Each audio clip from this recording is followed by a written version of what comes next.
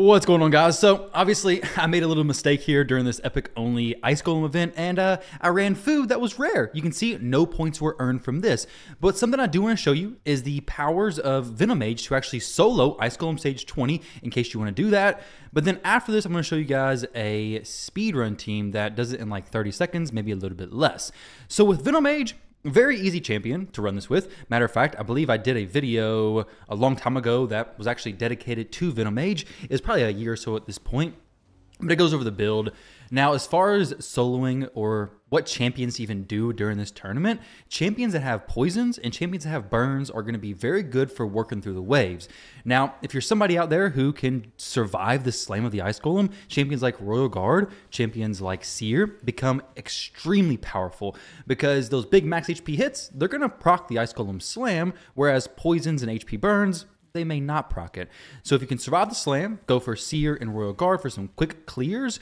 But if you're somebody who wants to, double dip, there's no actual tournaments as far as champion training currently. But if you're going to be spending the energy and you're somebody who wants to compete in champion training tournaments in the future, then start working some champions up to maybe 4-star, even 5-star, so you can start dropping brews into some higher star champions. I mean, if you're going to do it, it's the most efficient way is to pick up some levels along the way, especially if you're doing stage 20. The reason why I'm doing stage 20 versus stage anything on the hard mode is because stage 20 is so much easier. The normal mode stages, Ice Golem does great with poisons. Hard mode poisons don't do anything on the Ice Golem. You can't place it on the big Ice Golem, and the small Ice Golems, nobody cares about poisons there anyways. So on hard mode, it's very much HP burn. And there are some great HP burn epics, but you're kind of looking more at max HP champions, a little bit of HP burn epics. You have a Chalk. I'm not for sure if a Chalk will place the burn on the boss or not, but you have champions like Mordecai who can also do pretty well. But in general, I just say stick to normal, get through the event, and then move into hard mode. So I'm gonna go ahead and fast forward this to the boss. It's kind of boring watching Venom Mage slowly clear this. Guys, so we're at the boss now. Venom Mage is doing some work doing the A2 into the A1. The A1 does the little explosions of the poisons, activations basically. So we clear it a little bit quicker. You could do presets. I have no presets. I don't want presets. I just want to swap the food out as I'm leveling. But honestly, I'm probably not gonna do this strategy. I'm probably just gonna do the speedrun team. This one's almost 3 minutes. My other one's 30 seconds. So it's really up to you. The gear on this Venom Mage isn't super demanding. I think it's about 300 resistance, about 200, 225 accuracy, and you're gonna be okay. Like, it's not super difficult to actually do this. We're looking for some curse, some provoke, some reflex. A few sets of each of these is fantastic. Really all you need. I think I have like 3 good provoke, 3 good cursed, and then some good reflex pieces as well. So stage 20, that's the Venom Mage setup. Let me show you how Venom Mage is built, and then I want to show you the speed team that I will be using. So we have a blessing on Venom Mage. Honestly, I don't think it makes much of a difference, to be fair, but if you have a blessing, if you have some empowerments, that's great. But as far as what she's wearing, he's wearing, I think it's a guy, but either way, it's besides the point. We have some regeneration pieces. Honestly, you could probably do it with Immortal, depending on how tanky and survivable you can make your Venom Mage. And then we have your HP percentage, some speed there, extra speed. We don't need that much speed. Honestly, if you have Oppressor Mastery, you're probably good with like 200, 225 speed. Stage 20 is much easier than stage 25 or even the hard mode stages where the solo and duo content becomes much more challenging. But as far as an Ice Golem specifically, we have pretty good HP, 3k plus defense, honestly, I'd say 220 plus speed, you're going to be okay. And then way more resistance than we need. Same thing with accuracy, way more than we actually need here as well. Now, when you look at the skills, everything's fully booked. Masters are looking good. Matter of fact, Venom Mage has a built-in 45 accuracy aura. You're going to have Venom Mage in the leader anyways, so 45 accuracy is already built into the kit essentially. So you go even lower on the gear recommendations. Immortal's probably going to work fine as well, honestly. I wouldn't go lifesteal. Lifesteal's just not going to work. So try to build like this. Make sure you have all epic champions in the slot afterwards, and you're good to go. Now, as far as a team that I'm going to be running to go ahead and speed through this, it's going to be this team right here. This is all epic team. What we have going on is Nia always resets the leader champion unless there's a discrepancy between the HP pools as far as like the missing HP. But we get no hits, so everybody's going to be at the same level of HP.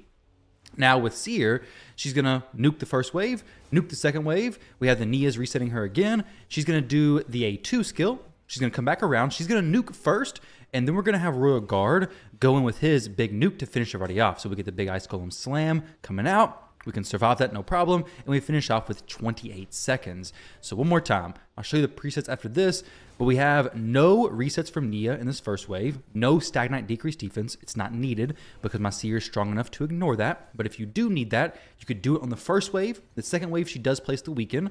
And then the Nia does reset Seer. And then a different Nia resets Seer in the final wave. So then Seer can come back around. Her cooldown is a 3-turn cooldown. So the 2-turn reset from Nia doesn't get that off cooldown, which is fine. But then we just blow it up once we get to the actual Ice Golem. So 26 seconds should take me no time to actually finish this out. We're getting, what, 32 points. So basically a point per energy spent. So you're basically looking at like a 1-to-1 conversion. The points in the tournament are going to be about as much energy as you need to spend. So Seer, round 1, round 2, round 3. We'll have her prioritize this. It doesn't really matter, honestly. She's going to kill everything. And then round 3, same thing, prioritize that. Nia, I have 2 Nias. The speeds don't really matter, to be honest. Just make sure they're faster than the Seer. Like, make sure their speeds in your team make sense. But as far as their specific speeds, I don't really care. And it doesn't really matter which one goes first or second. But the importance here is this is Nia, we'll say 1 for the sake of the video. This is Nia 1, and this is Nia 2. So Nia 1 opens with the A3, and then the second round, she's not going to use the A3. And then Nia 2, she's going to do nothing in the first round. Round 2, she's going to open with the A3. Placing those buffs up so Seer can rip them off.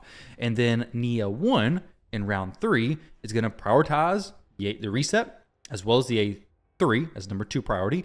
And then the other Nia is going to have the exact same stuff. So the only difference is the round 1, 2.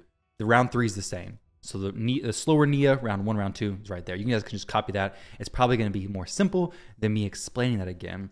With Royal Guard, we have everything turned off for the first 2 rounds. I have him opening with his A3 ability, possible chance of the decreased speed, and then we have him nuking the boss with that big max HP hit. You want to make sure that Seer nukes before Royal Guard. If not, it could be a little bit weird. So that's just what I've done is have had Seer nuking before Royal Guard goes, which technically, it may not make that much of a difference, to be fair, because Seer, I can actually try that one time, but then Stagnite turns everything off, and then A2 on the boss.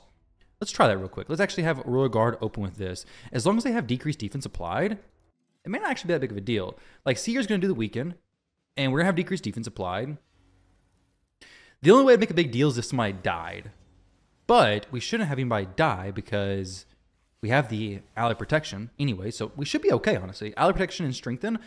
So Royal Guard may just be able to open up with that A3, and then Seer just finish off from there. And you could technically get a Royal Guard to be strong enough to actually nuke the Ice Golem from max to 0, basically. You could throw in another Royal Guard in place of Nia, but at the same time, basically, it does make it a little bit more sketchy. If the freeze was to be placed on the Seer, it could ruin the run.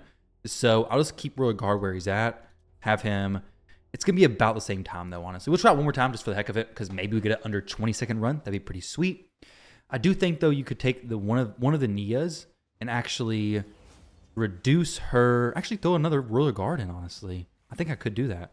Because that Nia is going to be resetting Seer. Like, Seer's going to come in this wave. She gets to reset. Okay, so it does help. Never mind. So I don't need the other Royal Guard. I could bring it if I wanted to. But now Seer's going to finish it off from here. She's going to do 2 Royal Guards and a Seer. Make an even faster run, basically. We were a little bit short there. It's the first time that's happened, honestly. So maybe what I'd do is I'd just keep it the way it was. Because the other way was fine. Not a problem in the world. But yeah, I'm pretty sure that you could actually throw in another Royal Guard in place of the Nia. I don't have another Royal Guard built, though. But let me show you guys my gear, these champs. So Seer's in Slayer plus Zeal, I believe. Yeah, Zeal, not Veal. Veal will be a little bit awkward set to have on her. But Zeal, for Ice Golem specifically, we have a lot of crit damage. Like, this is a pretty solid Seer. She's +4. She's hitting hard. Slayer ignores a bunch of defense anyways, so looking very good there. We have Crushing Rend, 6-star. This is not needed stuff, right? Like, you can not have Crushing Rend 6-star. You're just going to need a little bit more damage, but you're still going to be okay. And then Royal Guard, he has War Master. Helm Smasher would be better because on stage 20, you can ignore more defense, and you can hit harder than the max HP cap. Well, better yet, there's no max HP cap on normal. And then for Royal Guard, we also have him in Slayer because his only thing we care about is an AoE skill. So it's going to ignore that 30% defense. We have decent crit damage, pretty good attack, pretty good speed. nothing else I really care about, honestly. I just want him to go after Seer, blow everything up. So speed, nothing like that, doesn't really matter, honestly, as long as he hits hard enough to make up for what Seer doesn't do. And then for the Nias, these are both built for Hydra, so they're both in curse set. You don't need that, but just where mine are at. And then the last champion, Stagnite, he's in the best set that I have, which is Perception plus Immortal and nothing else. No helmet, no shield needed. Pretty simple stuff there, honestly. Pretty simple stuff. So when it comes to this tournament, let's talk about some other options that you have, because honestly, you got a lot of options, guys. You got a lot of different things you could run. The things I've shown were speed and solo, but you could just go a normal, like a team to just progress relatively slowly. But speed and solo, I believe, are going to be one of the two ways that I would go. I'm probably going to go the speed route. It's going to be about 2,700 energy. And yesterday I was talking about the price of these, not this, the price of these Prism shards. You're probably going to get nothing, right? But you could get something good.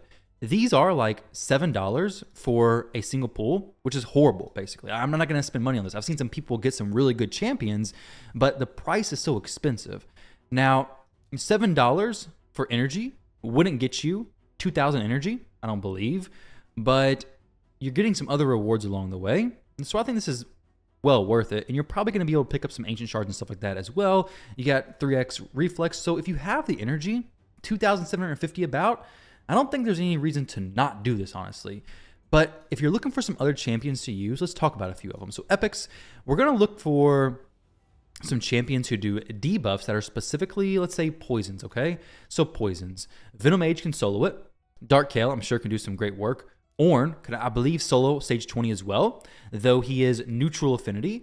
Speaking of, Royal Guard could actually be 85% crit rate for that since he's strong affinity. He's going to have that 15% built in anyways, but I believe Ornn can solo it as well. Akimton could probably do very well. The poisons placed by him. We have a lot of champions who are very good. If the champion, Urogrim could definitely solo this. Maybe take a little bit longer though. So we have some various different champions with poisons. Now for HP burn, we're a little more limited here. We have Mordecai and Achak. Both these are really good. Akoth can actually solo it as well. So Akoth, if you want to use him, he can solo this stage with very little issues. Also, he's a defense-based champion, so it's a little bit better base stats than Venom Mage, so another champion worth considering. Mordecai and Achak work very well if you're wanting to push to stage 25 for whatever reason. They could possibly duo that. I think Achak freezes the waves, and then Mordecai could burn. Not for sure. Maybe he burns. I forget which one happens, but you can try it out, see what happens. I don't have enough accuracy to test it right now, but either way, you could get Achak in there and do some good work there. For some epic champions who have a res, possibly. I don't think a res is really needed, honestly. But if you're really struggling, Ugo could be a good option, especially on stage 20, because Ugo's strong affinity. She should be built pretty tanky anyways. So if she's the last person surviving, she's just going to res your team. She also has a heal, so very solid option. Gorgrab has a res. Godseeker has to res and some support. Rector Drath, I wouldn't use her. It's going to be slow, but if you wanted to, she has a res as well. We have a lot of different res champions we could use if you wanted to. And then, honestly, you have the buffs. So champions with buffs would be like Archmage Helmet. Let's see, a increased speed buff. In case you want to go this route, Archmage Helmet. We have Golden Reaper. A lot of different champs you could use.